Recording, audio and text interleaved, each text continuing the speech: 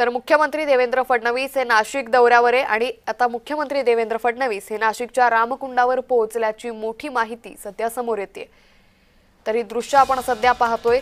विविध विकास कामांसाठी मुख्यमंत्री देवेंद्र फडणवीस हे नाशिक दौऱ्यावर आहेत। तर यावेळी रामकुंडावरील वस्त्रांतर गृह जे पाडण्यात आलं होतं, ज्याला पुरोहित महासंघाने मोठा विरोध केला होता, मात्र विरोध असतानाही हे वस्त्रांतर गृह पाडण्यात आलं आणि त्यानंतर आता रामकुंडावर सरकारी नवीन वस्त्रांतर गृह उभं केलं जाणार असं पाहायला मिळतंय।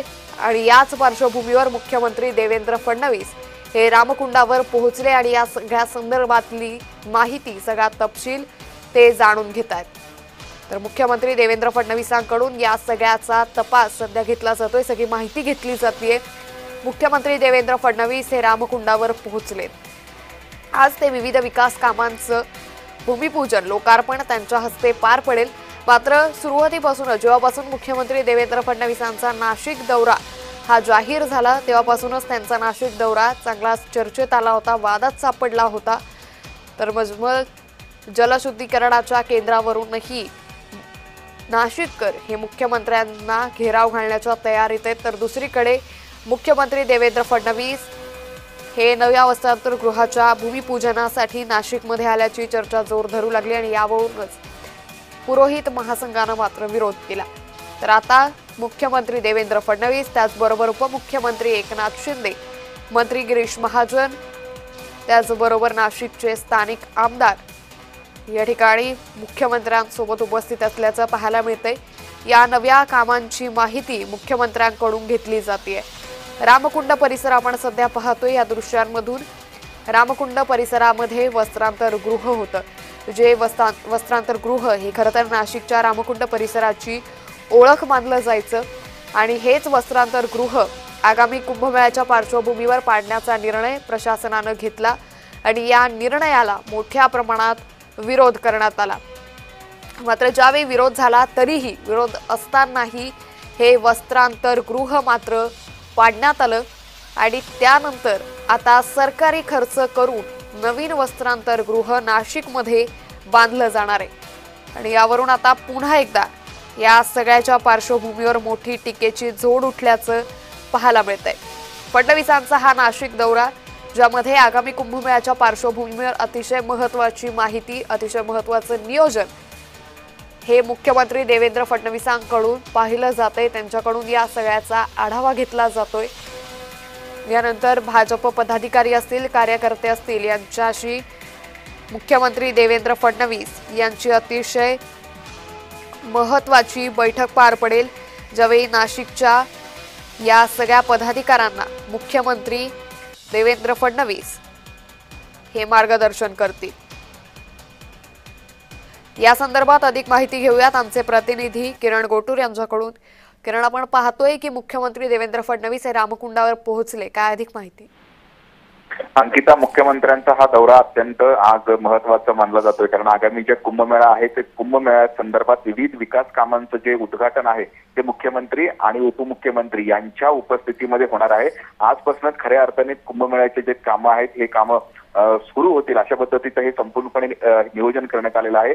कुंभमेळ्यासाठी केंद्र आणि राज्य सरकारकडून जवळपास 25,000 कोटी रुपयांचा आराखडा जो आहे तो तयार करण्यात आलेला आहे आणि त्याच आराखड्यातलं पहिल्या टप्प्यातलं जे काम आहे 5,700 कोटी रुपयांचं जे काम आहे, विविध विकास कामं या निधीमधून केलं जाणार आहे आणि त्याच विविध विकास कामांचं उद्घाटन आज मुख्यमंत्री करणार आहेत। आताच मुख्यमंत्री आणि उपमुख्यमंत्री हे नाशिकच्या रामकुंड भागामध्ये दाखल झालेले आहेत। कार मंदिरापासून रामकुंडापर्यंत जे रामकाल पथ ही योजना आहे, केंद्र सरकारची अत्यंत महत्वाची ही योजना आहे, ते योजना राबवण्यात येणार आहे आणि त्याच योजना संदर्भात मुख्यमंत्री हे स्थानिक प्रशासनाकडून माहिती घेत आहेत आणि इथून ते जिल्हा परिषदेला जातील। जिल्हा परिषदेचं नवीन नूतन इमारतीचं सुद्धा उद्घाटन मुख्यमंत्री करतील आणि त्यानंतर एक जाहीर सभा सुद्धा मुख्यमंत्र्यांच्या उपस्थितीत ते होणार आहे आणि त्याच सगळ्या सभेमध्ये मुख्यमंत्री काय आज भाषण करतात किंवा काही नवीन घोषणा करतात का आगामी कुंभमेळ्याच्या अनुषंगाने हे बघणं महत्त्वाचं असणार आहे। पण आजचा हा दौरा अत्यंत महत्त्वाचा मानला जातोय। आजपासूनच खऱ्या अर्थाने हे जे विविध विकास कामं आहेत या कामांचं उद्घाटन हे झाल्यानंतर या कुंभमेळ्याच्या कामांना प्रत्यक्षात सुरुवात होणार आहे। निश्चित मात्र ज्या पद्धतीने आपण पाहतोय की वस्त्रांतर गृहाचा मुद्दा हा सुरुवातीपासूनच प्रचंड पेटल्याचं पाहायला मिळालं होतं। आता हे जे नवीन वस्त्रांतर गृह आहे याचं भूमिपूजन साधारण किती वेळात होईल आणि मुख्यमंत्र्यांनी या संदर्भात काही प्रतिक्रिया दिली आहे का? वस्त्रांतर गृह खरं तर रामकालपत ही योजना आहे, त्या योजनेला अडचणीचा विषय होता, त्यामुळे ते वस्त्रांतर गृह पाडून नवीन बांधून देण्याचं आश्वासन महापालिका प्रशासनाने दिलेलं आहे। त्यामुळे तेही काम लवकरात लवकर होईल अशा पद्धतीची माहिती कालच प्रशासनाच्या वतीने देण्यात आलेली आहे। आता मुख्यमंत्री काही वेळापूर्वीच या रामकुंड भागात दाखल झालेला आहे आणि सगळ्या ज्या योजना आहेत कुंभमेळ्याच्या अनुषंगाने जे राबवण्यात जे येणार आहेत या सगळ्या योजनांची माहिती मुख्यमंत्री आता घेत आहेत। निश्चित किरण, खरं तर मुख्यमंत्र्यांचा हा दौरा हा वादात सापडलाय, कारण मजमल जलशुद्धीकरण केंद्राच्या मुद्द्यावरून स्थानिकांनी विरोध केलेला आहे। एकंदरीत सुरक्षा यंत्रणा कशा पद्धतीने तैनात आहे आणि त्याचबरोबर फडणवीस कधीपर्यंत संबोधित करतील?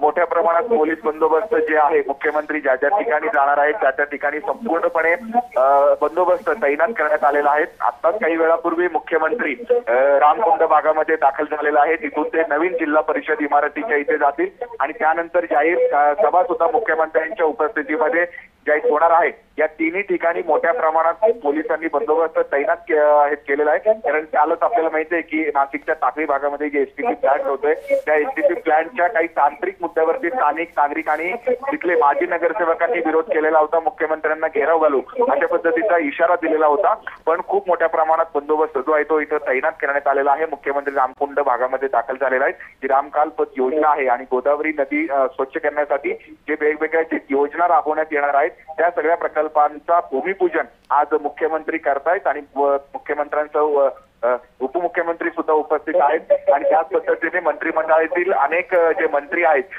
ते सुद्धा इथे रामकुंड भागामध्ये दाखल झालेले आहेत। या सगळ्या कार्यक्रमाला जे उपस्थित आहेत हे कार्यक्रम संपल्यानंतर मुख्यमंत्री नवीन नाशिक जिल्हा परिषदेचं जे नवीन इमारत आहे त्याचं लोकार्पण करतील आणि त्यानंतर भाषण करतील। त्यामुळे आजच्या भाषणामध्ये मुख्यमंत्री काय बोलतात हे बघणं महत्वाचं असणार। निश्चित किरण, ज्या पद्धतीने आपण पाहतोय की मुख्यमंत्री आणि त्याचबरोबर उपमुख्यमंत्री एकनाथ शिंदे यांच्या उपस्थितीमध्ये या विविध विकास कामांचं भूमिपूजन होतंय, या विकास कामांमध्ये कोणकोणत्या योजनांचा समावेश करण्यात आलेला आहे? अंकिता, प्रामुख्याने 5,700 कोटी रुपयांच्या विविध विकास कामांचा उद्घाटन आज मुख्यमंत्री करणार आहेत। यामध्ये प्रामुख्याने नाशिक शहरातले जे अंतर्गत रस्ते आहेत 100 किलोमीटरचे रस्ते हे तयार केले जाणार आहेत, त्याचं उद्घाटन आज मुख्यमंत्र्यांच्या हस्ते होणार आहे। त्याच पद्धतीने मी मगाशी ज्या पद्धतीने माहिती दिली त्याच रामकालपत जे केंद्र सरकारचं एक महत्वाची योजना आहे त्या रामकालपताच्या योजनेचं उद्घाटन आज मुख्यमंत्री करणार आहेत आणि त्याच पद्धतीने नाशिकला जोडणारे जे रिंग रोड्स आहेत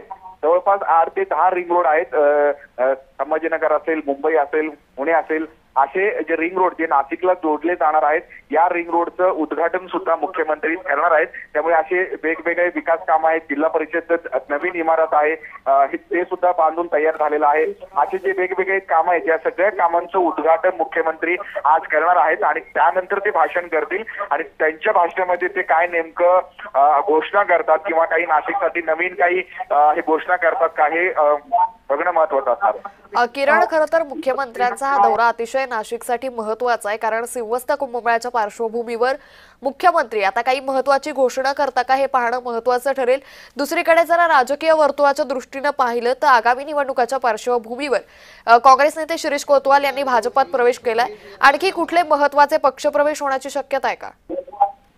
आज मुख्यमंत्र्यांचा दौरा आहे नाशिक आणि या दौऱ्याआधी आगामी ज्या महापालिका निवडणुका असतील किंवा आता ज्या नगर परिषदच्या निवडणुका लागलेल्या आहेत या सगळ्या पार्श्वभूमीवरती ग्रामीण भागातले काही नेते आणि शहरातले काही माजी नगरसेवकांनी कुंभमेळा मंत्री गिरीश महाजन यांच्या उपस्थितीमध्ये भाजपा प्रवेश केलेला आहे। जे चांदवडचे माजी आमदार शिरीष कोतवाल हे 2 टर्म काँग्रेसकडनं तिथे आमदार राहिलेले आहेत, त्यांनी आज भाजपमध्ये आपल्या अनेक कार्यकर्त्यांसह प्रवेश केलेला आहे आणि त्याच पद्धतीने नाशिक शहराचा जर आपण विचार केला तर नाशिकचे माजी उपमहापौर गुरमीत निश्चित किरण, मी अगदी काही वेळासाठी थांबवतेय कारण मुख्यमंत्र्यांच्या आणि उपमुख्यमंत्र्यांच्या हस्ते हे भूमिपूजन सोहळा पार पडतोय, आपण पाहूया।